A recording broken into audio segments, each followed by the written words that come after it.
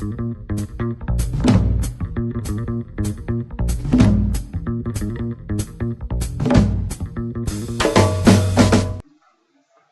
je repars de silex.me parce que j'aime bien faire monter mes stats. Voilà, je vais sur silex.me/silex, ça vous savez. Donc, je vais aussi vous parler de 2-3 bonnes pratiques pour aller entre guillemets vite fait. Ici, on va pouvoir renommer notre site, d'accord? Donc faites-le s'il vous plaît, parce que à l'usage, surtout si vous faites plusieurs essais, test 1, test 2, test 10, bon, ça évidemment c'est limite. Ensuite, ce pourquoi aussi j'ai insisté la fois précédente. Pourquoi renommer proprement mes pages? Eh bien parce que vous allez le voir quand on va demander à Silex de m'afficher cette publication dans une nouvelle page, vous verrez qu'il va m'afficher le nom de la page. L'intérêt, là on parle de référencement, c'est-à-dire qu'il vaut mieux qu'il n'y ait aucune confusion, ne serait-ce que pour vous, en tant qu'association, entrepreneur ou peu importe, qu'il n'y ait pas de confusion, par exemple, entre votre page catalogue et votre page contact, quoi. Et qu'il n'y ait aucun doute à votre respect. Donc vous avez vu que j'ai renommé la publication. Donc ce que je fais, c'est que j'insère un container tout de suite. Je vous remontre ici, hein, en haut à droite. Moi je suis un peu hystérique avec ça, mais parce que mes clients me demandent ça, je positionne mes éléments au pixel près. Hein, l'intérêt de la boîte de dialogue en haut à droite, c'est vraiment d'aller chercher au pixel près. Première petite dérivation qui dure 2 secondes, pourquoi 960? C'est la largeur par défaut. Vous voyez, quand je sélectionne ce truc-là, on bossait beaucoup sur iPhone, la version précédente, et la largeur des écrans, c'est 960. Donc c'est aussi une convention que vous n'avez pas forcément à respecter. On en reparlera quand je vous montrerai vos projets concrets. Ici, donc, j'ai positionné un petit container. Je vais changer sa couleur de background. Je vais mettre un joli orange. Je vais ensuite, oui, une textbox. Donc ça va me permettre de vous rappeler que par défaut, la textbox n'est pas transparente. Donc il faut bien ici, quand vous sélectionnez un élément, n'oubliez pas de jeter un œil dans la boîte de propriétés, parce que finalement, il n'y a pas beaucoup de propriétés, mais elles sont contextuelles de l'objet que je manipule. Elles sont propres à l'objet. On ne manipule pas une vidéo comme on manipule un bloc texte, ce qui paraît évident. Là, je vais lui demander d'être transparente. Je vais l'augmenter. Je vais double-cliquer pour rentrer en édition. Bon, je ne vais même pas mettre mon logo. Hein, je vais mettre le logo. Alors, je ne sais même pas pourquoi j'en suis là, d'ailleurs.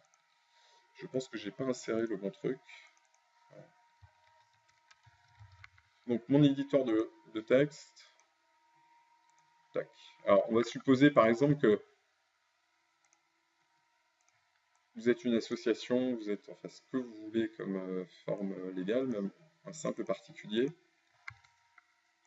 On va imaginer par exemple que cet élément orange puis cet élément dit logo, bah ça devrait être présent partout sur le site.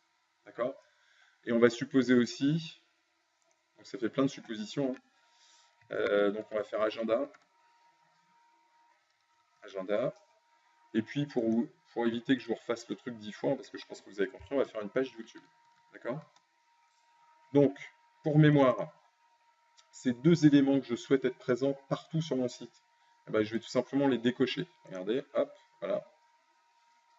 Et là, du coup, vous voyez, j'ai mon header, c'est-à-dire l'identité de mon site, c'est-à-dire mon nom, ma petite image. Hein, le orange, ça peut être entre guillemets n'importe quoi. Ça peut être un dessin, ça peut être une photo, ça peut être un gif animé, ça peut être ce que vous voulez. D'accord? Donc sur l'accueil, ce que je vais faire, c'est que on va se mettre un petit texte d'accueil. D'accord? Donc ça aussi, petite fonctionnalité que nous avons rajoutée, le L en haut à droite va vous permettre de générer ce qu'on appelle du faux texte. Donc l'intérêt pour vous, dès lors que vous travaillez, ne serait-ce que pour vous-même, ou si vous travaillez avec des gens qui sont à la rédaction du contenu, ça va vous permettre en fait, donc je ne sais plus pourquoi ça n'a pas marché. Qu'est-ce qu'il fallait faire déjà Alex pour que...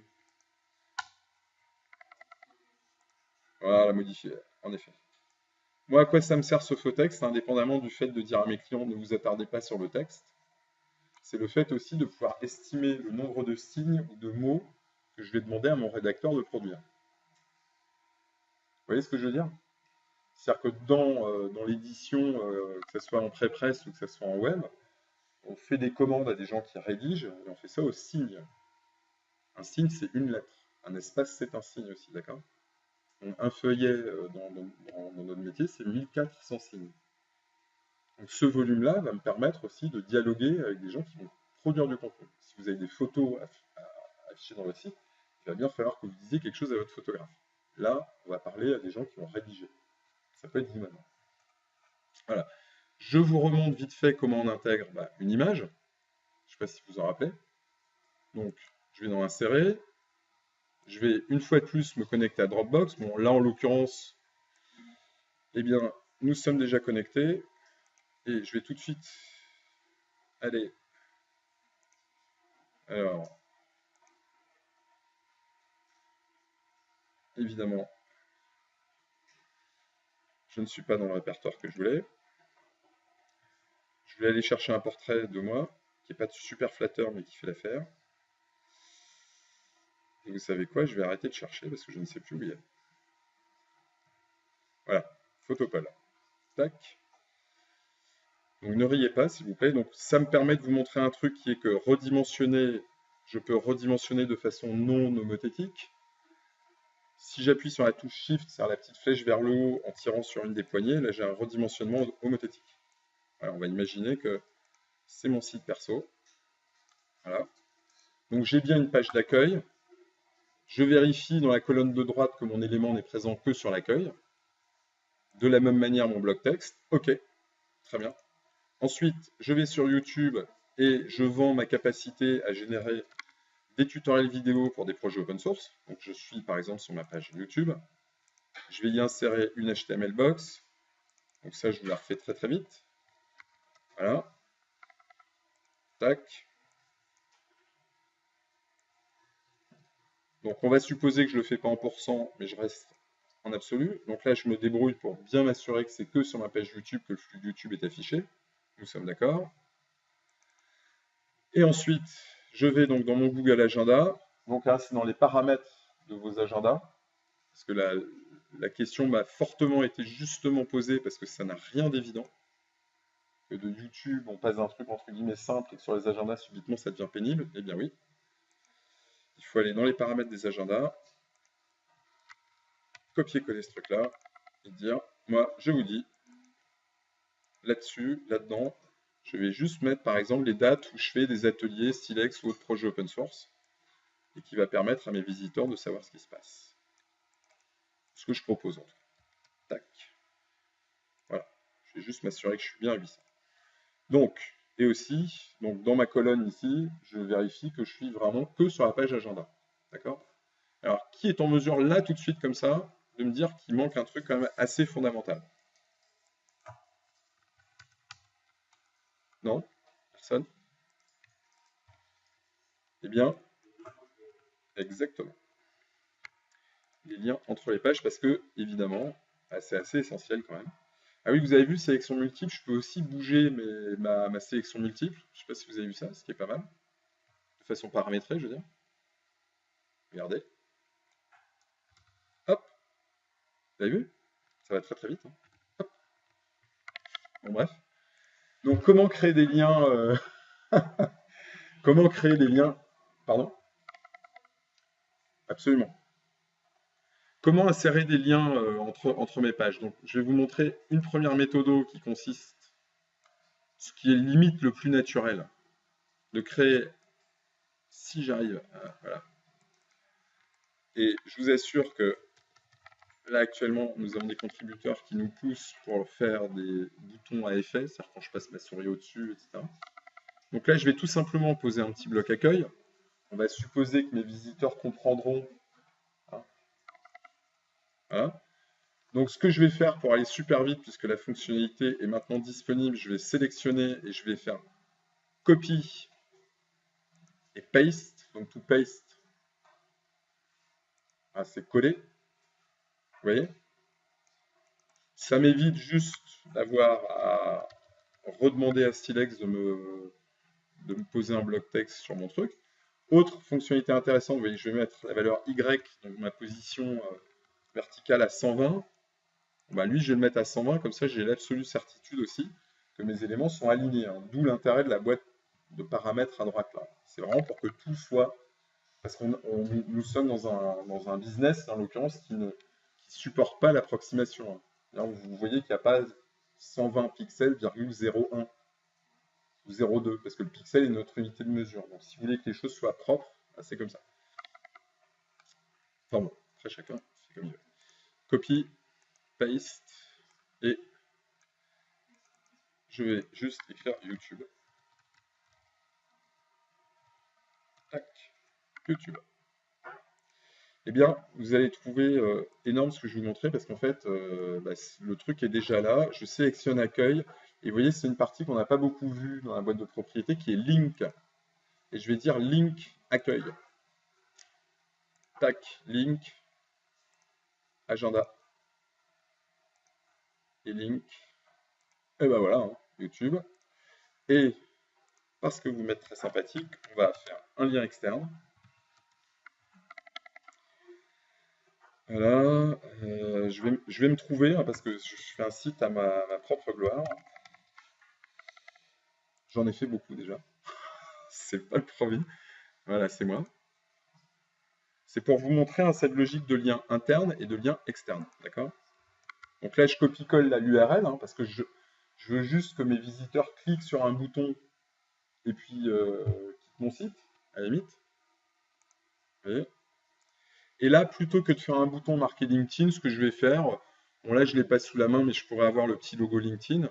Je vais juste mettre un petit container bleu. Hein, du coup, bleu, ça veut aussi dire, ça peut être Facebook, ça peut être Twitter, les services auxquels vous abonnez. Par exemple, votre compte SoundCloud, ça peut intéresser vos visiteurs de connaître vos chaînes, par exemple. Nous, on sait que dans Silexab, on a des chaînes YouTube, forcément, on les partage, quoi. Donc là, ce que je fais, c'est que je redimensionne un peu mon machin. Donc rappelez-vous, hein, que pour coloriser les solides ou les containers, ça se passe ici. Donc on va essayer de trouver un bleu qui n'est pas trop éloigné de notre ami LinkedIn. On va le mettre à 120.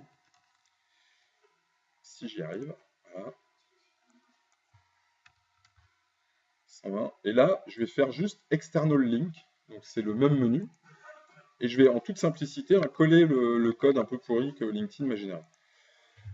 Premier piège, une fois que j'en suis là, c'est de dire je fais view in new window. Et comme je n'avais pas du tout sauvé, là, il a la gentillesse de me le dire. Mais ça, il ne me le fait qu'une fois, c'est à la première sauvegarde.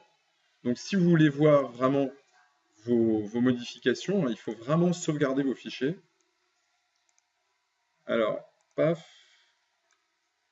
Donc sachez que cette interface est en travaux aussi. Nous avons 2 intégrateurs qui travaillent dessus actuellement, parce qu'elle est moche. Mon site 01 Paul, etc. Voilà, je sauve. Et là, vous allez voir que mon View in New Window s'affiche. Et ce que je vous ai dit tout à l'heure, je lui ai donné un nom intelligible à mon site. Là, vous voyez que c'est important, parce que c'est déjà affiché dans la barre d'adresse. Vous aurez votre hébergement, vous achetez chez nous par exemple Silexab. Si je mettais Silexab, mes clients sont des cons, par exemple, j'ai vu pire, et dans la barre d'adresse, ça serait marqué, c'est TGI.